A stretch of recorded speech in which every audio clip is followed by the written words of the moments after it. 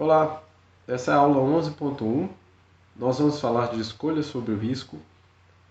Essa parte de escolha sobre risco, vamos definir investidores, vamos ver como os investidores escolhem em situações de risco e retorno. Vou mostrar aqui como a aula está dividida. Eu sou o professor Vitor Sena, esse é o período letivo especial de 2020. Esse é o curso de Microeconomia 2 da Universidade Federal de Ouro Preto, a UFOP. Então vamos lá, vamos começar a nossa aula. Tem aqui o slide 11. Para quem está assistindo esses vídeos na ordem, eu gravei esse vídeo inclusive um pouco antes das aulas anteriores, e por conta de muita gente pedir e tentar descobrir como investir, né? Como aplicar o seu dinheiro, que regras existem sobre isso, e nós vamos falar sobre isso um pouco tanto na aula 11 quanto na aula 12. Então esse assunto vai poder aparecer, e na verdade isso aqui é o basicão, o beabá do investidor, né? Você não vai sair com esses cursos aqui sabendo tudo sobre investimentos, mas você vai saber o básico do assunto, tá? Bom, para falar disso, nós precisamos conceituar algumas coisas, e esses 3 pontos aqui da nossa aula, ponto 1, 2, 3, vão ser partes dessa aula 11.1, tá ok? Então a aula 11.1 será formada por esses 3 tópicos. O tópico 4 terá uma aula só para ele, teoria da utilidade esperada. Então vai ter a aula 11.2, tá? Ele já é um ponto mais teórico, não tanto aplicado para quem quer investir.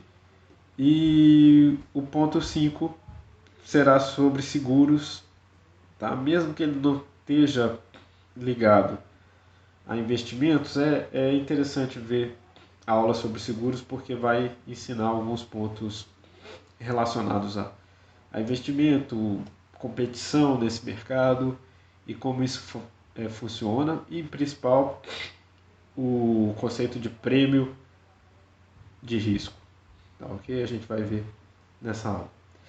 Bom, então vamos lá, vamos ver aqui. Risco, valor esperado e retorno são assuntos que nós temos que falar agora, né? Consumidores e administradores frequentemente tomam decisões para as quais existe incerteza sobre o futuro, tá? Então, até aqui, até esse momento, nós estamos falando de consumidores que sabiam exatamente o que ia acontecer na sua decisão de consumo. Então, eles tinham uma certeza muito grande. A teoria do consumidor clássica fala de um consumidor que sabe os preços, sabe a qualidade do produto, não tem muita incerteza sobre essa compra, né? Mas aqui a gente vai inserir essa incerteza sobre o futuro na nossa análise. Então vamos ver como a gente faz isso para entender isso melhor. Bom, a melhor maneira de caracterizar essa incerteza, tá? Existe uma diferença entre incerteza e risco, e eu vou falar disso mais para frente, tá ok? Mas vamos falar de risco primeiro, então. Essa incerteza é caracterizada pelo termo risco, nos casos em que cada um dos possíveis resultados e sua correspondente probabilidade são conhecidos. Então, risco é uma coisa que é possível mensurar, porque existe probabilidade envolvida com cada um dos resultados. Então, consumidores e investidores preocupam-se com o valor esperado, que é o que? Vai ser um conceito que a gente vai ver de variabilidade dos resultados incertos, né? E o quanto eu posso esperar diante desses resultados incertos, tá? Então a gente vai falar, por exemplo, qual o valor esperado de uma ação, qual o valor esperado de um determinado investimento. Valor esperado é uma medida de tendência média, né? Da tendência média do valor dos resultados de risco.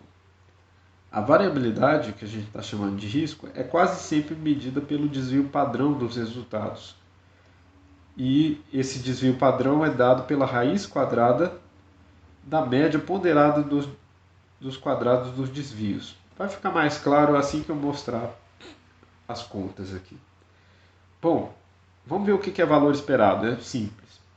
Valor esperado de n resultados diferentes, de x, de um determinado x, é dado por a seguinte fórmula. Tá? A gente escreve valor esperado, é a esperança de x, e cada x tem uma probabilidade. Então, você pode pensar aqui como o valor de uma determinada ação, tá bom? Digamos que existem vários x, vou pôr aqui, vários x para uma determinada ação. x1, x2, x3 e assim por diante, até chegar no xn, segundo aquela definição ali. Tá? Digamos que x1 seja o valor de uma determinada ação está abaixo de R$10. Tá ok? Então você vai ter que ter uma probabilidade associada com essa ação estar abaixo de R$10. Tudo bem? Então digamos que essa probabilidade aí seja 0,05. Tá? x2 é digamos que é uma probabilidade de ter um valor entre 10 e 20. Tá? Então digamos que a probabilidade aqui é 0,2. E assim por diante. O x3 pode ser de 21 para 30 e o xn pode ser, por exemplo, maior ou igual a 100, tá? Com uma probabilidade de 0,01, por exemplo. Tá? Então, o que importa aqui é que a gente tem que ter valores para esse x1 e até xn.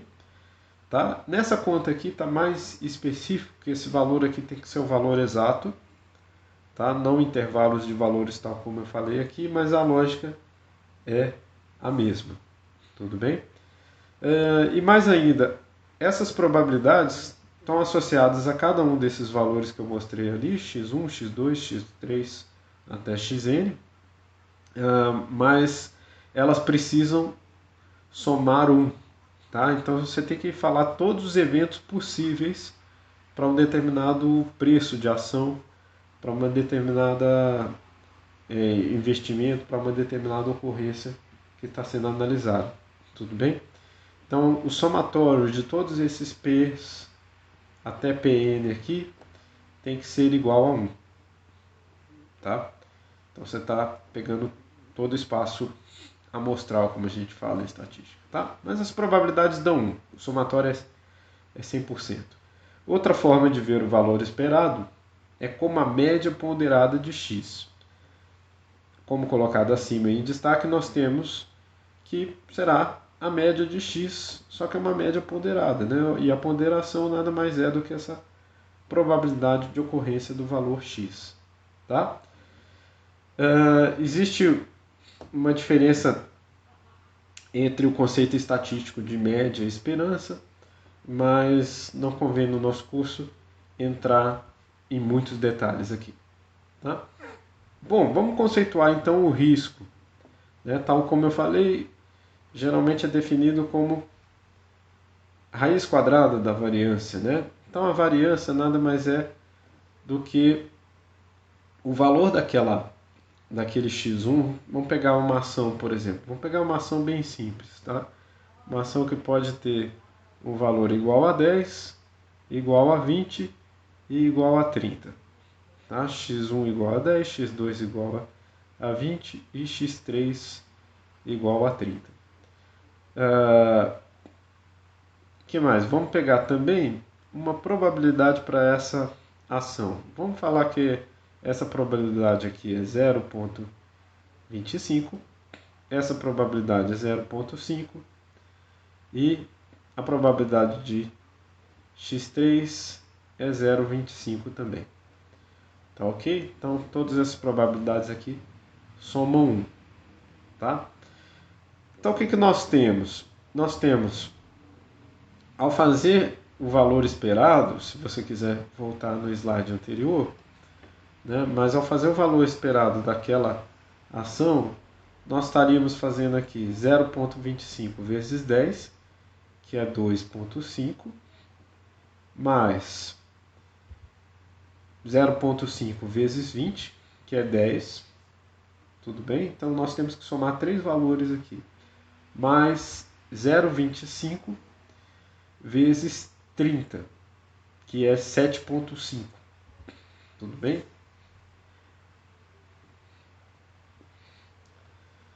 Ok, então nós temos que o valor esperado aqui é igual a 20, né? Então 2,5 mais 7,5 nós temos 10, né?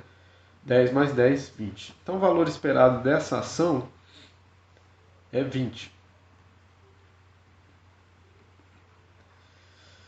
Bom, mas qual a variância dessa ação? Tá? Então, para entender a variância, vamos pegar. E a variância vai ser importante para nós obtermos o risco. Então, nós vamos ter que fazer a seguinte conta. Vamos lembrar desses valores aqui, eu vou usar eles daqui a pouquinho. Mas, sabendo que o valor esperado é igual a 10, nós temos que acoplar esse valor esperado aqui nessa continha da variância. Tudo bem? Então a conta que a gente precisa fazer é a seguinte, vou fazer aqui na aula vazia. A gente precisa pegar 0,25 vezes 10 menos 20 ao quadrado, mais 0,5 vezes 20 menos 20 ao quadrado. Isso aqui vai dar zero, mas eu vou deixar aqui para a gente fazer a conta, para visualizar melhor. E 0,25, 30 menos 20 ao quadrado. Então nós vamos ter que essa variância é dada por 0,25 menos 10 ao quadrado mais 0,5 vezes 0 ao quadrado mais 0,25 vezes 10 ao quadrado. Isso aqui vai ser 0,25 vezes 100, que é 2,25, mais 0,5 vezes 0 ao quadrado, que é 0.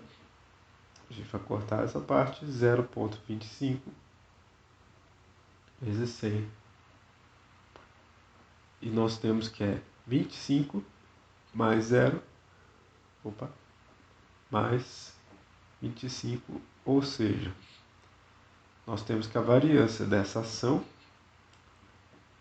x é igual a 50. Ok? Então podemos escrever aqui variância de x igual a 50. O valor esperado, que também é chamado de retorno, e o desvio padrão são as variáveis mais utilizadas para avaliar a escolha dos consumidores sobre incerteza. Investidores aversos ao risco preferem maior valor esperado e menor risco. Suponha que você esteja fazendo uma escolha entre dois empregos na área de vendas. E esses dois empregos possuem a mesma renda esperada, R$ 1.500.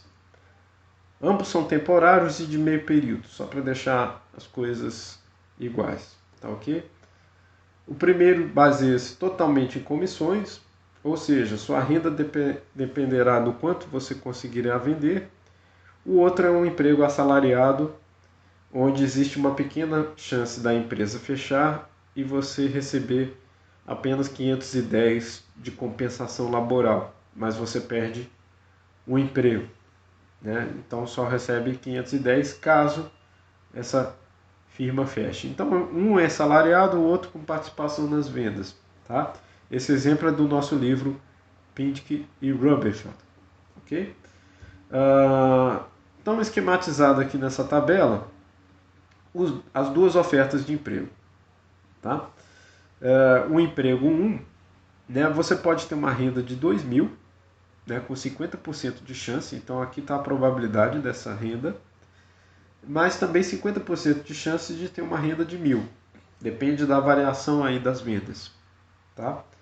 Mas 1/2 vezes 2.000 mais 1/2 vezes 1.000, nós temos 1.000 mais 500, então o valor esperado desse primeiro tipo de emprego ofertado é 1.500 e está no final dessa tabela daqui, tá ok? Bom, o outro emprego, ele tem um valor de 1.510 mais certo, 99% de chance de você ganhar esse salário aqui, ok? Mas existe uma chance de você ganhar apenas 510 caso a firma feche. Então, para calcular esse valor esperado é 0,99 vezes 1.510, ok? Mais 0,01 vezes 510, tá? Isso aqui é 1.494,9 e isso aqui é 5,10. Ou seja, o valor esperado desse segundo emprego é também 1.500, ok? Bom, então tem uma pergunta aqui, qual dos dois você escolheria? Os dois têm valor esperado 1.500, né? Mas existe outra pergunta, o risco desses dois empregos é a mesma coisa? Então pensa aí, qual dos dois você prefere, o emprego 1 ou o emprego 2? Ok? Não tem resposta certa para essa pergunta, mas vamos tentar responder aqui de acordo com a avaliação de risco. Vemos que os dois possuem o mesmo valor esperado, mas qual é mais arriscado? Então vale a pena tentar responder qual desses dois empregos é mais arriscado. Pelo cálculo do desvio padrão, vemos que a primeira opção, o emprego 1, é a mais arriscada. Vamos tentar calcular isso. Para isso a gente precisa calcular a variância desse emprego 1 e o desvio padrão. Ok? Então vamos tentar fazer. Primeiro vamos fazer a variância desse emprego. Tá? Para calcular o risco do emprego 1, vamos lembrar daquela forma. Variância de E1 é igual a probabilidade 0,5 para esse caso favorável. Nós tínhamos que no caso favorável você poderia ganhar 2.000, mas o valor esperado era de 1.500. Isso tem que ser elevado ao quadrado para a gente fazer essa conta. Mas a segunda parte do resultado desfavorável, que no caso também era 0,5, meio a meio. E o resultado desfavorável você ia ganhar apenas 1.000. Porém, o valor esperado era o mesmo, 1.500 elevado ao quadrado. Então, nós temos que essa conta aqui é 0,5 vezes 500 ao quadrado mais 0,5 vezes menos 500 ao quadrado. Resolvendo a conta acima, nós temos 0,5 vezes 500 ao quadrado é 250.000, mais 0,5 vezes menos 500 ao quadrado é também 250.000, pois menos com menos vira mais. Bom, 1,5, como está multiplicado nos dois lados, eu posso simplificar 1,5 não, 0,5, desculpa, 0,5 vezes 500.000, que na verdade nada mais é do que 250.000. Nós temos que tirar a raiz desses 250.000. Bom, mas a gente já viu, né, que 500 ao quadrado é 250.000, logo a raiz dessa variância que nós acabamos de achar, que é a variância do emprego 1, aqueles 250.000, a raiz disso nada mais é do que 500. Ou seja, o desvio padrão do emprego 1 é 500. Tudo bem? Bom, é isso que essa tabela aqui resume, tá? Ela está resumindo o cálculo desses desvios, a média, que foi aquela variância média que nós obtivemos, raiz dessa variância média é igual a 500.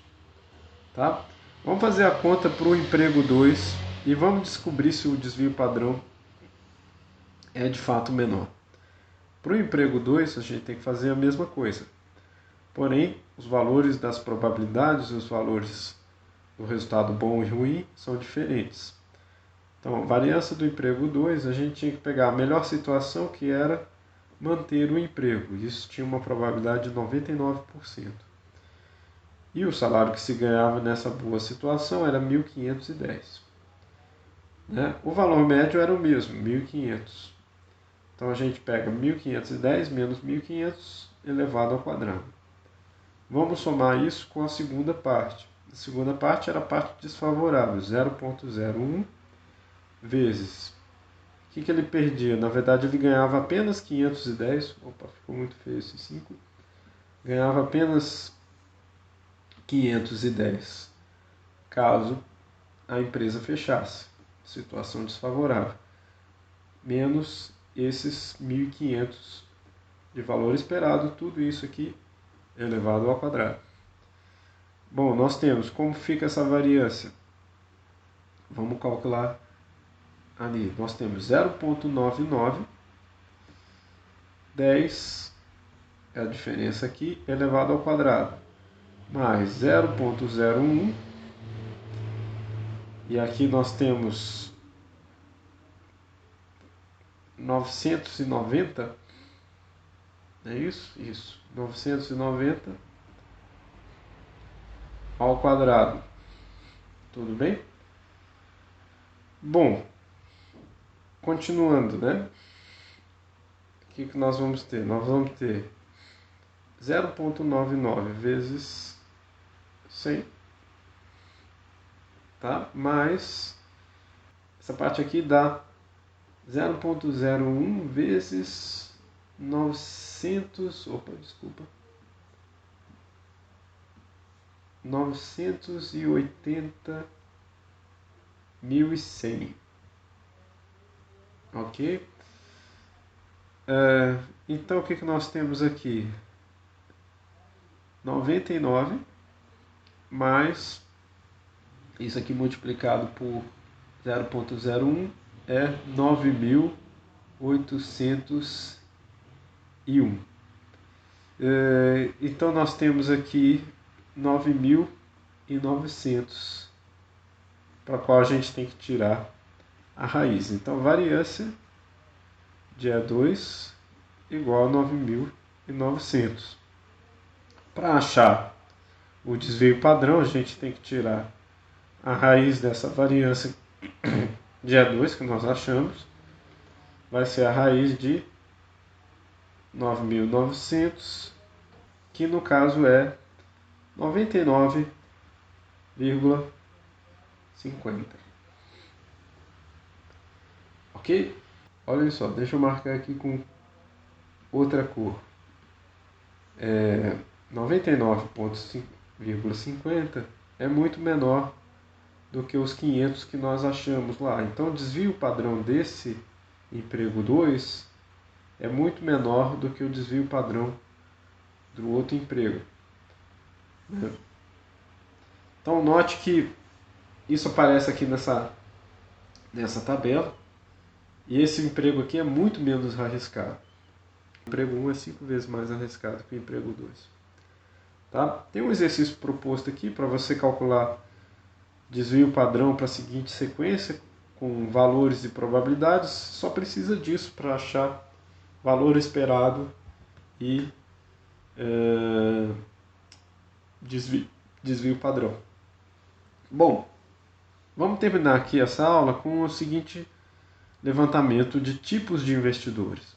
Tá? Isso aqui também é muito usado no mercado para tentar avaliar que escolha que os agentes fazem, que escolha que os investidores fazem. Então existem indivíduos que são aversos ao risco, existem indivíduos que vão ser neutros ao risco e amantes do risco. Bom, do indivíduo que prefere retorno garantido de certo montante ao invés de um investimento de risco com o mesmo retorno esperado, a gente fala que ele tem aversão ao risco, tá? Isso quer dizer o quê? É sempre melhor o ganho certo do que o mesmo ganho com um pouco mais de risco. Então, o ganho com menor risco é sempre preferido por esse tipo de indivíduo. Vai ficar mais claro assim que eu colocar um gráfico daqui a pouquinho. O montante máximo em dinheiro que uma pessoa tem que tem aversão ao risco pagaria para evitar assumir o risco é chamado prêmio de risco, tá?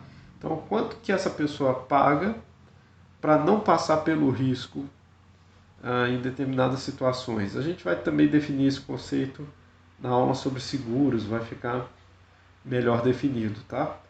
Mas indivíduos aversos ao risco, eles pagam um prêmio ou pagam um valor a mais para não correrem o risco, tudo bem? Existe um trade-off aí realizado. O indivíduo que é indiferente ao risco prefere maior valor esperado sempre, independente do risco que for relacionado com essa opção, com essa ação, ou com esse tipo de investimento. A gente denomina esse tipo de investidor como neutro ao risco. Existe o terceiro tipo, que é o amante do risco. E aí ele prefere investimento com mais risco do que investimento com menor risco. É o contrário do averso ao risco. Tá? Ele prefere o risco com um dado retorno esperado a receber o mesmo retorno, mas de maneira mais segura. Então ele prefere a outra, prefere passar por risco. Tá? Esse indivíduo, amante do risco, ele fala que tanto o valor esperado quanto o desvio padrão são igualmente desejáveis. Ele gosta das duas coisas. Gosta de maior valor esperado e gosta de maior risco. Tá? Um quarto tipo que a gente não vai falar muito aqui, mas seria o investidor misto, que possui tipos de aversões diferentes para diferentes faixas de renda. Em geral, amante de risco para pequenos valores e averso ao risco para grandes valores. Tá? Quem teorizou sobre esse tipo de consumidor foram Friedman e Savage. Isso justificaria porque algumas pessoas geralmente aversas ao risco, mesmo assim compram bilhetes de loteria, da Sena, da Loteca, Loto Fácil, etc. Então, quer dizer, toda vez que você está comprando um bilhete de loteria, você está sendo amante do risco, porque você está preferindo correr o risco ou a ter o valor daquele bilhete em suas mãos. Então, não sei se você sabe, o valor esperado da loteria é menor do que você paga pelo preço do bilhete. Então, acontece isso aqui em loterias, tais como essa que eu citei assim, valor esperado menor do que o preço de se comprar o bilhete, né? Então você está sendo amante ao risco se compra esse tipo de coisa, tá? Vamos definir aqui, ó, geralmente os economistas colocam dois eixos, né, no gráfico aqui para entender melhor esses tipos de investidores. Tem o eixo do valor esperado, que é o eixo vertical, e o eixo horizontal do risco, é conhecido também como o eixo do risco e retorno. Lembra que o valor esperado é também um retorno, tá? Muito mencionado aí. Bom, eu estou colocando aqui aqueles dois empregos que nós acabamos de fazer, tudo bem?